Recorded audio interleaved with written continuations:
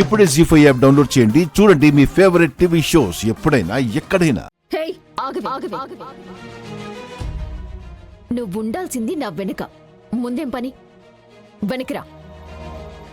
నీ కళ్ళెప్పుడు నెత్తి మీదే ఉంటాయి కదా నిషి. చూసుకోకుండా కింద బోర్లా పడతావేమోనని ముందు నడుస్తూ నీకు దారి చూపిస్తున్నాను. నీ క్వశ్చన్కి ఆన్సర్ దొరికింది అంటే మేం లోపలికి వెళ్తాం నిషి. అందరూ వెయిట్ చేస్తూ ఉంటారు. రా కేదార్. ఆగమ్మి, మనమిప్పుడు కయ్యానికి రాలేదు. నువ్విట్టా కాలు దువ్వేదానికి. అందర్నీ కలుపుకోవడానికి వచ్చుండాము. మన మాట నెగ్గేలా చేసి నిన్ను సీఈఓని చేయడానికి వచ్చుండాము. సరే అత్తయ్య, ఇంటికి వెళ్ళాక దీని పని చెప్తాను. అవునత్తయ్య, కాచి వాళ్ళు రెడీగానే ఉన్నారా? కౌశికి దగ్గర కాచి, మీ మావయ్య దగ్గర బూచి సిద్ధంగా ఉండారు. నువ్వు చెప్పడమే ఆలస్యం. గిట్టనే ప్లాన్ అమలు చేసేస్తారు. పద. Hello sir. Hello sir. Hi. నమస్తే హాయ్ అండి. హాయ్. హాయ్. హాయ్. నమస్తే మేడం. నమస్తే. Hi sir. Hi. Hi.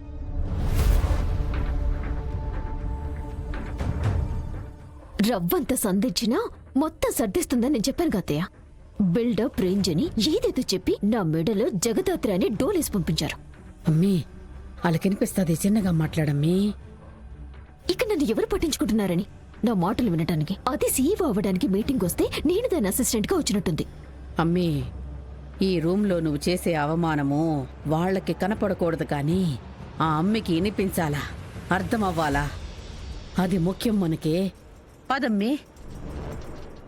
Hi రాఘవరావు గారు, విజిటర్స్ ని మాత్రమేనా, ఓనర్స్ ని కూడా రిసీవ్ చేసుకుంటారా? అయ్యో, అలాంటిదేం లేదు నిష్కా గారు. తను సుధాకర్ గారి పెద్ద కోడలు జగదాత్రి. జగదాత్రి. జగదాత్రి.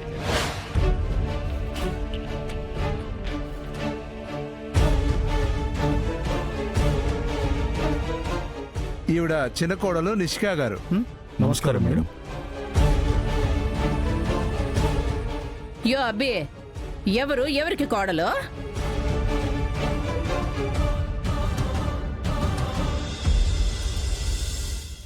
అది మా ఇంటి పెద్ద కోడలని మీకెవరు చెప్పారు? కౌశికి గారండి.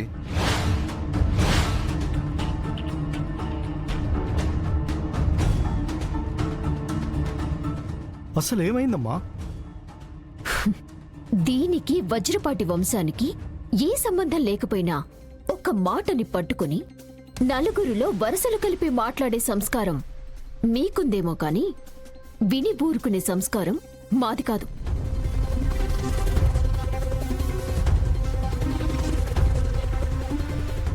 నిషి, పక్కకు రా, నీతో మాట్లాడాలి. నీతో మాట్లాడాల్సిన అవసరం నాకు లేదు. చెప్పండి రాఘవరావు గారు, మీరు దీన్ని మా ఇంటి పెద్ద కోడలిగా ఎలా పరిచయం చేస్తారు? అంటే కౌశికి గారు, జగదాత్రి గారు మీ అక్కని చెప్పారు. మీ అక్క అంటే పెద్ద కోడలు లాంటిదే కదా, అందుకే అలా అన్నాను మేడం. ఆహాహా, అదేలే అబ్బి. టక్కున మాట అనేసరికి నిజం తెలుసో లేదో అని నిషికి అనుమానం వచ్చి అడుగుండాది. సార్, టైం అవుతుంది, మీటింగ్ స్టార్ట్ చేద్దాం. మీరు కూర్చోండి.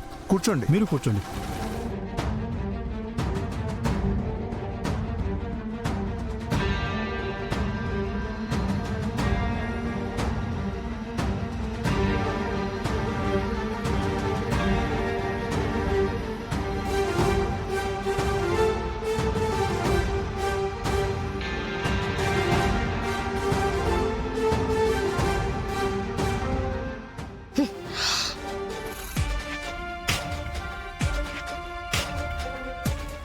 ఏం చేస్తున్నావే? అదే నాకు కూడా అర్థం కాక చైర్ని పక్కకు లాగాను నిషి. ఏం చేద్దాం అనుకుంటున్నావు? ఏం చెయ్యబోతున్నావు? నా స్థానంలో నేను కూర్చోబోతున్నాను. ఇది నీ స్థానం కాదు. ఇలా ఉంటే ఎప్పటికీ అవ్వదు కూడా. నిషి, ప్లీజ్ పరువు తీయకు. మనలో మనకి ఎన్ని గొడవలున్నా వీళ్ళ ముందు బయటపడితే బాగోదు కదా. నోరు మూసుకునుండు. ఎప్పుడు ఏం చేయాలో నాకు బాగా తెలుసు. నా ఎక్స్పీరియన్స్ ఎంత అని కాకుండా నేను ఏం చేయగలను, ఎలా అందరికీ సహాయపడగలను అని ఆలోచించి నిర్ణయం తీసుకోండి.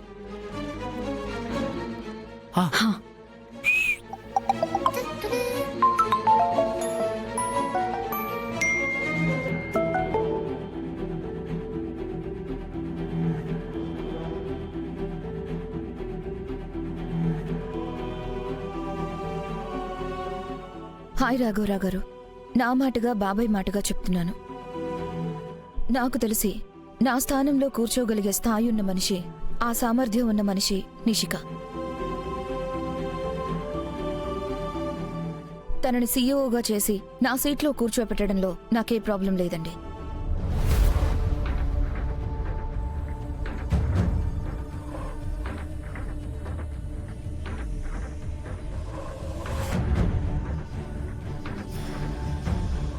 కాచి డిలీట్ చేయి.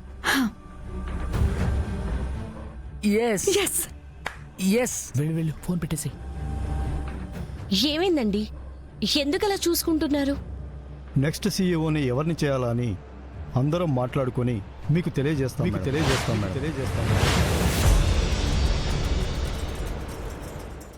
అదేంటి మహేంద్ర గారు అంత మాట అన్నారు? వదిన తన మనసులో మాట చెప్పా కూడా ఇలా మాట్లాడుతున్నారేంటి? అందరం ఒక మాట అనుకొని ఒక నిర్ణయానికి వచ్చాక మళ్ళీ మాట్లాడదాం మేడం. ఇక మీరు వెళ్ళొచ్చు.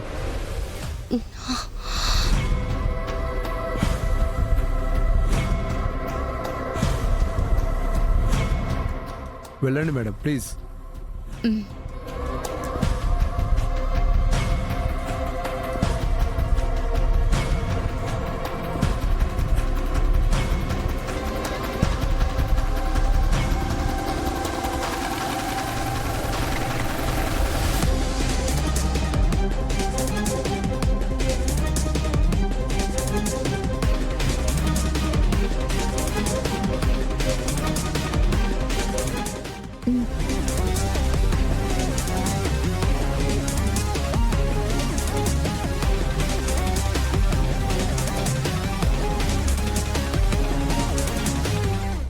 సార్, మీతో ఒకసారి మాట్లాడాలి. ఒకసారి క్యాబిన్కి రండి, క్యాబిన్లో మాట్లాడతా.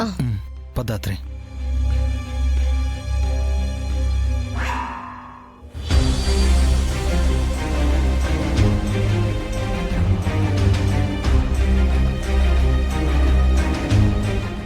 ఏందమ్మీ ఇద్దరు పోయి ఆయనతో మీటింగ్ పెట్టుండారు. మెసేజ్ల సంగతి చెప్పేస్తాడో ఏమో. పద మేలి మాట్లాడదామో. అత్తయ్య, వాళ్ళు ఎంత చెప్పినా ఎంత కాకపట్టినా వాళ్ళు నిజాన్ని ఎప్పటికీ తెలుసుకోలేరత్తయ్య. అంత ఖచ్చితంగా ఎట్ట చెప్తుండావమ్మీ? కంపెనీ రూల్స్ ప్రకారం బోర్డ్ ఆఫ్ డైరెక్టర్స్ తీసుకునే నిర్ణయం కానీ దాని వెనుకున్న కారణాలు కానీ ఆ రూమ్ దాటి బయటికి చెప్పరు. జీ5 యాప్ డౌన్లోడ్ చేసి అన్ని ఎపిసోడ్స్ పూర్తి ఉచితంగా చూడండి.